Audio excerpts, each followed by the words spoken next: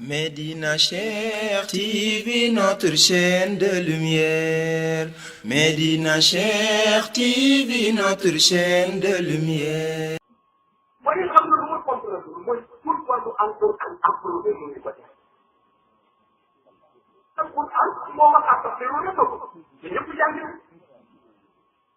astaghfiru rabbakum alquran moo ko wax te ñëpp jàng nañ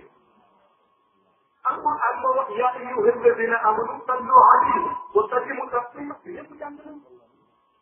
alquran moo wax wadkuru llaha kathiran la'allakum tuflihun muy laa ilaha illallah te ñëpp jàng alquran moo tagg yonent bi wa innaka la ala xuluqin azim di jawharatul kamal kon man maa dara dana jaral nit ndax loo xam ne dégg alquran mooy tax mu jaral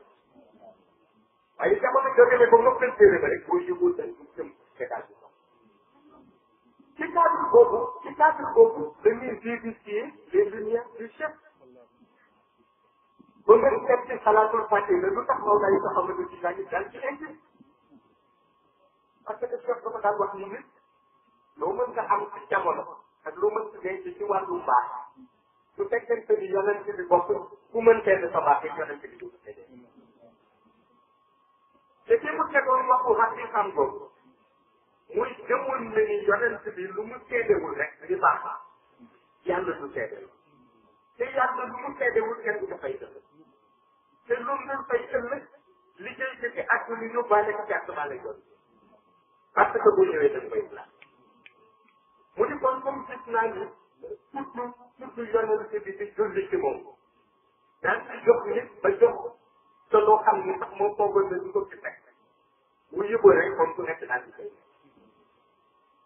loolu indi woon mu ni lënu def li yàlla santaane mais lën sa boole ñu joxeel te dañuy def parce que léeg-léeg nit bu yore pour bu dee bëccëg ci tudd salaatul fatiha su ci jëlee dara lu tax su ci jëlee dara parce que joxeel baa def loo xam ni xawara la boo dem moom lépp boo tàyyee de bàyyi toujours du ko te priorité bés ba nga tàyyee nii bés boobu moo koy gën a baax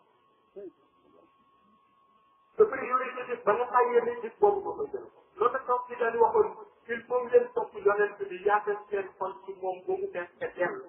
mu soog a leen di jaral fajar ngeen jub jub ci salaat waaye bu fekkente ni jokkeel ba def na rek bu leen jaral ko jóg te it comme moom moo tax yàlla dem ba créé xeetu humain te bu dul woon yàlla ñu ni nit du am malaaka du am leneen du am yàlla moo ko wax ni ko lu mu bind rek yaakaar ci kon fexeel ba kooku bés boo xëyee bala ngay dugg ci yitte àdduna wala ngay dugg ci leneen yitte jox naa aji yàq ba noppi ndax moom doomu moo jar ci yàq su boobaa boo xëyee salaatul fatiha ci ngay jàng ak jéggalu bi ngay jéggalu yàlla ak laa ilaha illallah ba nga koy teg di jeexal sa laaw bi benn bu tene da ngay jël sa yitte yelloo ko ci ni yonent bi war nga ko jëloo ñu ko guddi ak moo tax ngay laaj nga jox sa laaw bi yonent dal di